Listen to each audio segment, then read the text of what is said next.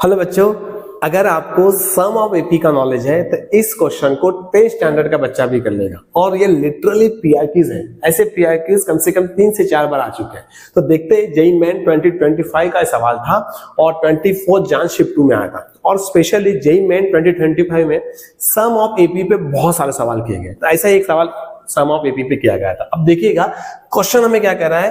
Question कह रहा है हमें S40 मतलब सम ऑफ 40 टर्म्स कितना दिया है, सम ऑफ 40 टर्म्स दिया हमें 1030। ओके, तो क्या मिलेगा, ये हो जाएगा 40/2 2a n - 1 into d is equal to 1030। तो ये 10 से 10 कट गया, यहाँ पे 2 into 1 2 into 4। तो देयरफॉर हमें क्या आ गया, 2a 39 into d कितना आ गया, 103/2 आ गया। ओके, ध्यान से हमें एक ए और डी में इक्वेशन मिल गया। दूसरा क्या आ गया, S12। तो यहां पर एंड S12 कितना दिया बच्चों, 57 दिया। तो S12 क्या हो जाएगा, n/2 2a n - 1 into d is equal to 57। अब ये कितना हो गया, ये हो गया 2 into 1 2 into 6, ये हो गया 3 into 2 3 into 19। तो therefore 2a in plus 11d कितना आ गया, 19/2 आ गया। तो ये आपके पास इक्वेशन आ गया ए और डी में। तो यहां पर आपको गिवन कंडीशन से ए और डी में लीनियर इक्वेशन आ गई। तो आप इन दोनों को सॉल्व करो।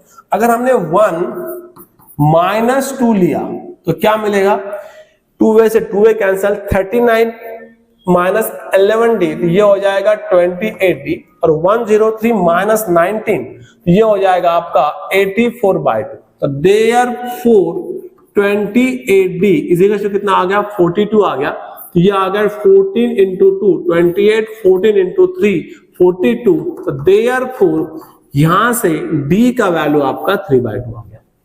अगर d 3/2 है तो हमें आराम से a मिल गया।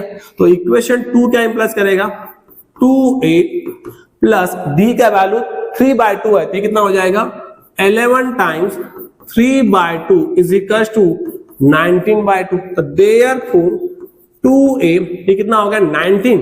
तो ये आ गया, उधर चले गया तो ये हो गया 14/2 आ गया। तो कितना आ गया, देयरफॉर ये हो गया 2 into 1 2 into 7 14 तो -7/2। ओके, ध्यान से डी का वैल्यू और ए का वैल्यू हमें मिल गया। अब देखो हमें sum of first 30 terms minus sum of 10 terms. अब ये तो सिंपल हो गया। अगर ए और डी मिल गया, किसी भी एपी का फर्स्ट टर्म और कॉमन डिफरेंस मिल गया तो खत्म, फिर उस एपी को हम आराम से डिजाइन कर सकते हैं। तो हमें पूछा क्या है, देखो यहाँ पे हमें क्या पूछा है बच्चों, हमें पूछा है यहाँ पे sum of first 30 terms minus sum of first 10 terms. तो 30 टर्म्स कितना हो जाएगा, n/2 2a प्लस 29d और माइनस में क्या जाएगा, माइनस S10 कितना होगा, n/2 2a यस क्या मिलेगा, प्लस n - 1 into d। अब यहां से देखिएगा ये हो गया 2 into 1 2 into 15 2 into 1 2 into 5। तो यहां से 15 यहां से 5, तो हमने क्या कर लिया, 5 कॉमन निकाल लिया। तो यहां बचा कितना, 3 into 2 6a 3 into 29 87d। यहां क्या आ गया -2a और ये हो गया -9d। तो क्या आ गया आपके पास, 5 टाइम्स 6a - 2a तो ये हो गया आपके पास 4a 87 - 9d तो ये हो गया आपके पास 78d। अब यहाँ पे आप वैल्यू पुट कर दीजिएगा, 5 4 into a ये कितना आ गया, -7/2 और d कितना आपके पास 28 ये कितना आ गया, 3/2 आ गया। ओके बच्चों, अब आगे देखिए क्या बनता है। आगे देखो कितना मिलेगा, ये हो जाएगा 2 से 2 कैंसिल तो कितना आ गया, 5 टाइम्स 2 से 2 कैंसिल ये हो गया -14। ओके क्लियर, कितना आ गया, इज इक्वल टू 5 टाइम्स -14 और ये कितना आ गया 78 है ना। तो ये हो गया 2 into 1 ये हो गया 3 और 1 39 into 3 मतलब 117।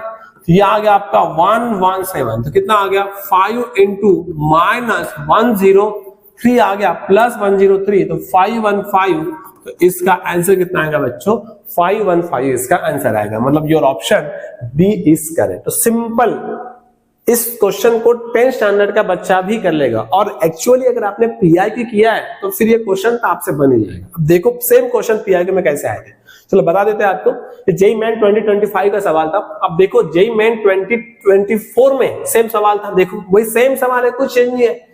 S20 आपको दिया है, S10 आपको दिया है, प्रीवियस में S40 दिया था, ओके। अब यहाँ पे S और S40 और S12 दिया था, यहाँ पे S20 और S10 दिया है, तो यहाँ आपको A और D में इक्वेशन आएगा लीनियर, वहां से आपको A और D की वैल्यू मिलेगी। तो सेम क्वेश्चन आपको था। तो देखो अगर आपने 2024 का सवाल बना लिया होता तो आपसे 2025 का सवाल बन गया होता। अब देखिएगा सेम सवाल था, अगर आप देखोगे, देखो सेम सवाल, ये भी सवाल देखो 2021 का सवाल है, सेम है। S10 आपको दिया है, S5 दिया है, आपको S20 माइनस S6 निकालना है, सेम क्वेश्चन है। ये भी देखो 29 का सवाल है, यस 2019 का सवाल है, S6 दिया है, S4 दिया है, आपको S10 निकालना है।